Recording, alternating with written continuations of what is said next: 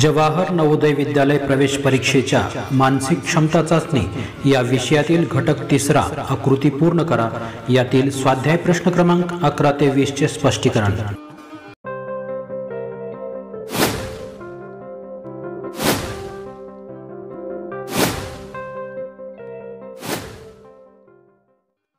विद्यार्थी मित्रांनो, आकृती पूर्ण करा या घटकातील प्रश्न कशा पद्धतीने सोडवायचे या संदर्भातील महत्त्वाची सूचना आपण समजून घेणार आहोत. यामध्ये एका चौरसाचे 4 भाग केलेले असतात. यापैकी 3 भागामध्ये काही आकृत्या किंवा नक्षा असतात. या आकृत्या नक्षांमध्ये निश्चित सुसंगतता असते. याचाच आधार घेऊन चौथ्या भागातील आकृती अथवा नक्षी काय असायला हवी हे कळू शकते. आकृती पूर्ण करा हा घटक समजून घेण्यापूर्वी काही महत्त्वाचे नियम आपण समजून घेणार आहोत. प्रश्नाकृतीतील 4ही भागातील आकृत्या नक्षा सारख्याच असू शकतात. 2 भागातील आकृत्या नक्षा सारख्याच असतील तर इतर 2 भागातीलही सारख्याच असायला हव्यात.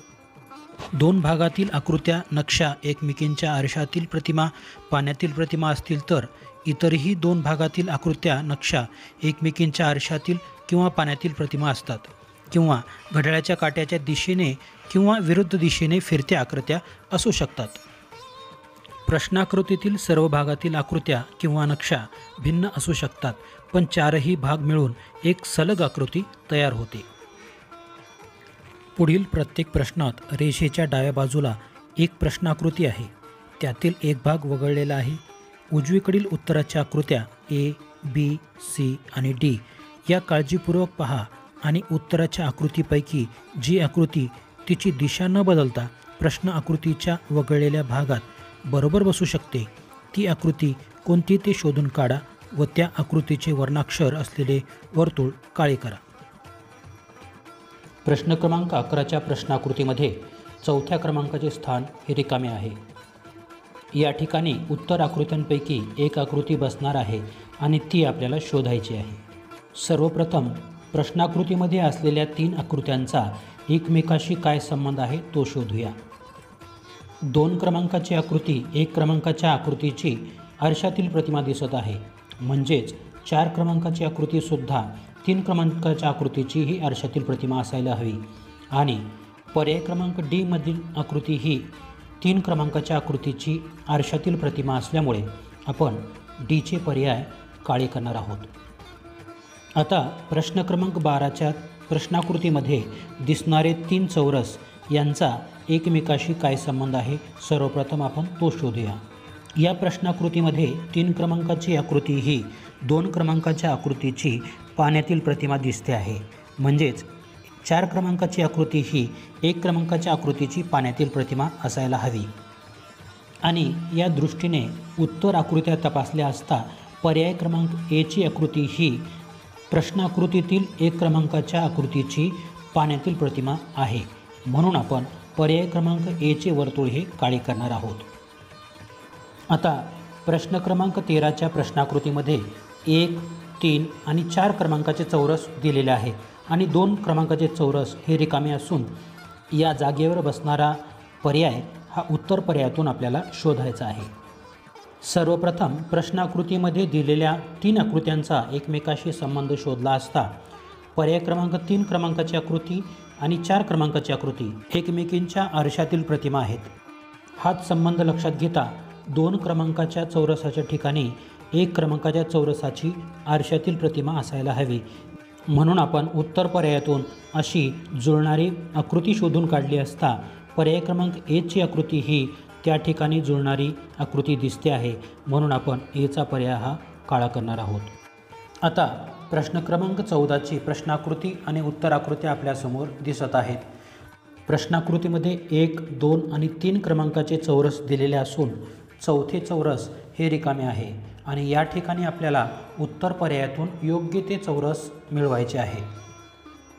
सर्वप्रथम आपण प्रश्नाकृतीतील 3 चौरसांचा एकमेकाशी काय संबंध आहे तो शोधूया. म्हणजे आपल्याला योग्य पर्याय शोधण्यासाठी अवघड जाणार नाही. चौरस क्रमांक 3 मधील आकृती ही चौरस क्रमांक 1 मधील आकृतीची पाण्यातील प्रतिमा दिसते आहे. हाच संबंध लक्षात घेता चौरस क्रमांक 4ची आकृती ही चौरस क्रमांक 2ची पाण्यातील प्रतिमा असायला हवी आणि म्हणून चौरस क्रमांक 2ची पाण्यातील प्रतिमा दिसते आहे ती म्हणजे डी क्रमांकाची आकृती आणि म्हणूनच आपण डी क्रमांकाच्या आकृतीचे वर्तुळ हे काळे करणार आहोत। आता प्रश्न क्रमांक 15 आपण सोडविणार आहोत।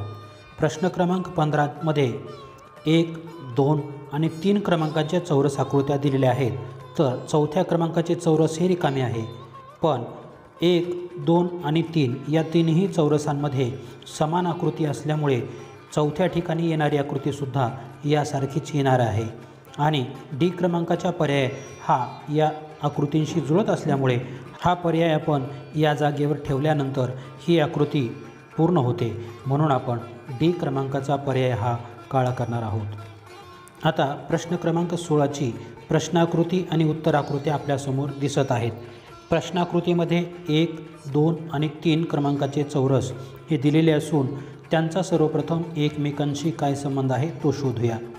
चौरस क्रमांक 2 आणि चौरस क्रमांक 3 हे दोन्ही सारखेच दिसत असून हाच संबंध लक्षात घेता चौरस क्रमांक 4च्या जागेवरती चौरस क्रमांक 1 सारखीच आकृती असायला हवी आणि ती आपण उत्तर पर्यायातून शोधणार आहोत। उत्तर पर्यायांमध्ये एकसारखी हुबेहूब दिसणारी आकृती ही पर्याय क्रमांक डीची आहे। डीची आकृती या ठिकाणी बसल्यानंतर ही प्रश्नाकृती पूर्ण होते, म्हणून डीचा पर्याय योग्य असल्यामुळे आपण डीचे वर्तुळ हे काळे करणार आहोत। प्रश्न क्रमांक 17च्या प्रश्नाकृतीमध्ये 1, 2 आणि 3 क्रमांकाची आकृती दिलेली असून 4 क्रमांकाची आकृती ही उत्तर आकृत्यांमधून आपल्याला शोधायची आहे। सर्वप्रथम आपण प्रश्नाकृतीमध्ये दिलेल्या या 3 आकृत्यांमध्ये काय संबंध आहे तो शोधणार आहोत। प्रश्नाकृतीतील 2 आणि 3 क्रमांकाचे चौरस हे समान आहे, हाच संबंध लक्षात घेता 1 आणि 4 क्रमांकाचा चौरसही समान असायला हवा आणि म्हणून 1 या चौरसासारखा तंतोतंत समान असलेला चौरस म्हणजे पर्याय क्रमांक डी मध्ये असलेला चौरस होय, म्हणून आपण डीचे वर्तुळ हे काळे करणार आहोत। प्रश्न क्रमांक 18 मध्ये 1, 2 आणि 3 क्रमांकाचे चौरस हे दिलेले असून चौथ्या क्रमांकाचे चौरस हे रिकामे आहे आणि 1 आणि 2 हे चौरस सारखेच आहे, हाच संबंध लक्षात घेता 3 आणि 4 क्रमांकाचे चौरस ही सारखेच असायला हवे, पण इथे अशी आकृती आढळून येत नाही, म्हणून 1 आणि 2 या एकमेकींच्या आरशातील प्रतिमा आहेत असे गृहीत धरले तर 3ची आरशातील प्रतिमा आपल्याला शोधावी लागेल आणि पर्याय क्रमांक बी ही 3 या चौरसाची आरशातील प्रतिमा असल्यामुळे आपण बीचे वर्तुळ हे काळे करणार आहोत। प्रश्न क्रमांक 19 मध्ये 1, 2 आणि 3 क्रमांकाचे चौरस दिलेले असून चौथ्या क्रमांकाचे चौरस हे रिकामे आहे आणि त्या ठिकाणी येणारे चौरस हे आपल्याला उत्तर आकृत्यांमधून शोधायचे आहे।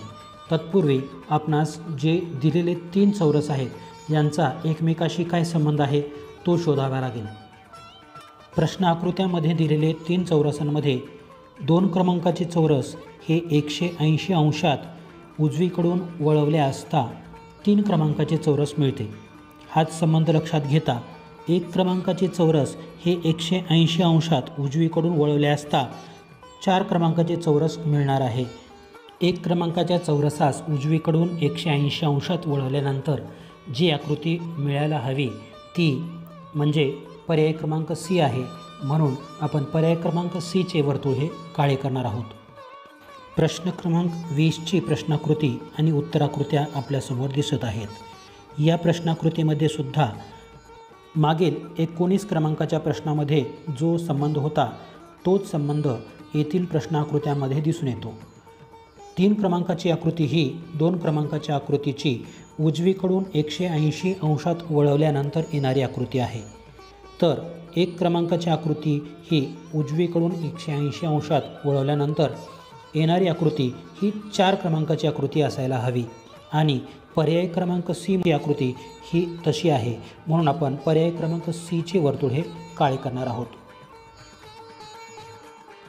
विद्यार्थी मित्रांनो, अशा पद्धतीने आपण आकृती पूर्ण करा या स्वाध्याय मालिकेतील प्रश्न सोडवले आहेत। या पुढील प्रश्न आपण नवीन व्हिडिओमध्ये पाहणार आहोत। यापूर्वीच्या 2 स्वाध्याय मालिकांची लिंक वरील आय बटनमध्ये दिलेली आहे, त्यावरती प्रेस करून तुम्ही त्या पाहू शकता।